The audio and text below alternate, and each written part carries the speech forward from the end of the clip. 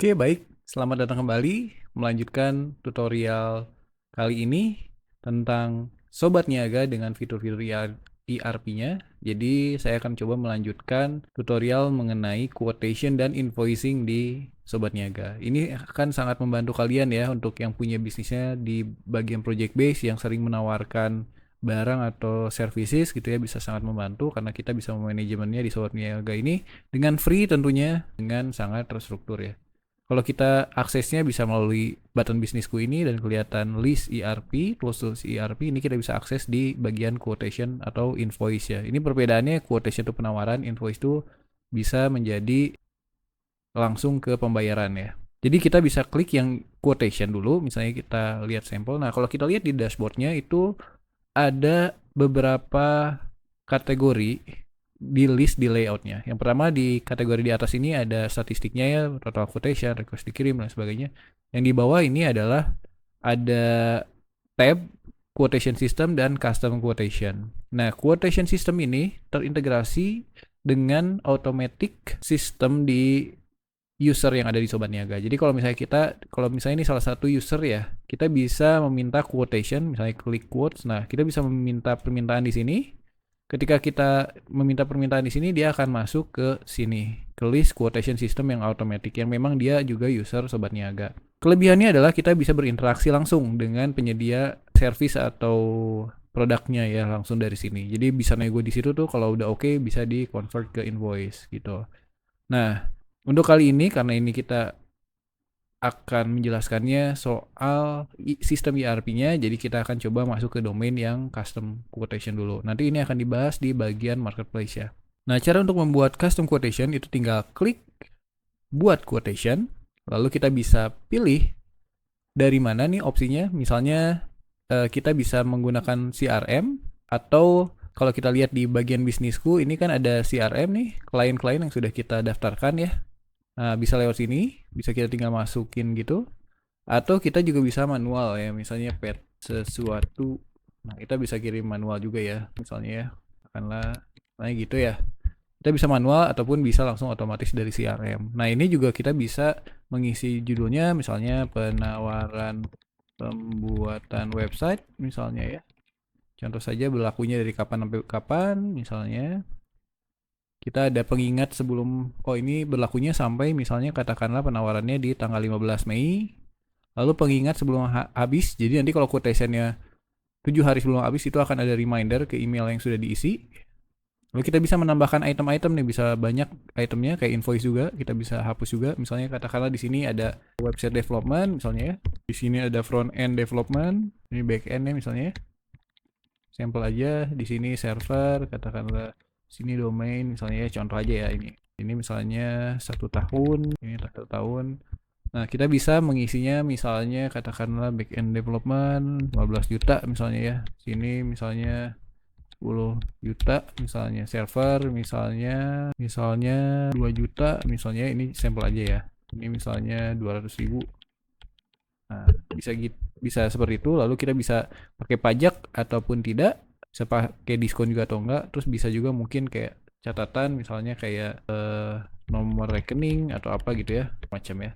Nah, kita tinggal klik kirim quotation untuk langsung kirim ke email ini, atau kita bisa bisa simpan draft ya. Kalau kita klik simpan draft, itu akan masuk ke detail dari quotation yang sudah kita buat. Tentunya bisa kita hapus, bisa kita print. Ini quotationnya bisa kita cetak ataupun print ya, bisa ke PDF dan lain sebagainya. Ini akan ada nama usernya, nama perusahaannya. Lalu juga kita bisa kirim email, kita bisa update juga statusnya, misalnya sekarang draft, kita bisa misalnya kita bisa terkirim misalnya ya, update, misalnya statusnya kita bisa dikirim gitu ya. Nah, kalau udah terkirim, itu akan masuk ke bisa dikonversi langsung ke invoice. Kalau misalnya memang dia setuju ya.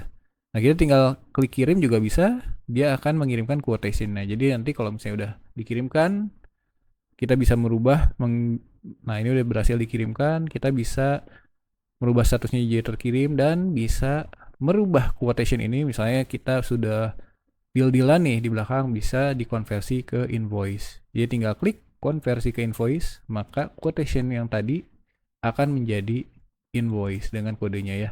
Ini yang sudah kita masukkan di sini sebelumnya akan masuk di sini. Gitu. Nah, sekarang mungkin kita akan coba sedikit share mengenai invoice ya. Jadi ini kalau kita lihat di quotation nanti akan masuk di list quotation ini, tentunya bisa dilihat dan terintegrasi juga dengan halaman invoice-nya. Nah, untuk mengakses halaman invoice sebenarnya bisa dari sini nih ya, dari bisnisku langsung ke invoice, atau tadi bisa langsung ke tujuan invoice yang mana bisa lewat sini ya. Kita lihat dulu di list invoice-nya.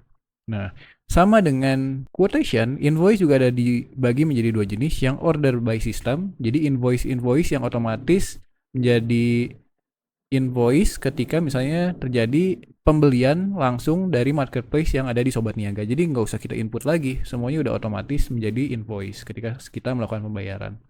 Tapi ada juga yang manual. Nah, ini mungkin yang order system nanti akan kita coba share mengenai caranya atau tutorialnya di bagian yang marketplace ya. Nah, kalau kita lihat di custom invoice, itu yang tadi sudah kita input, itu sudah ada di sini. Oh, yang ini nih, draft ya. Sudah masuk ke sini nih. Jadi yang tadi sudah kita buat, yang tadinya quotation, itu sudah ada di sini, di list custom invoice. Terus kita juga bisa lihat nih di sini, di atasnya ada statistik, income-nya berapa, dan sebagainya. Di atasnya juga kita bisa ada shortcut ke Finance Pro ataupun ke buat custom invoice. Kita juga bisa buat baru di sini juga, dan kita bisa lihat detailnya ya. Kalau kita lihat detailnya, nah invoice-nya tuh jadi bentuknya seperti ini gitu.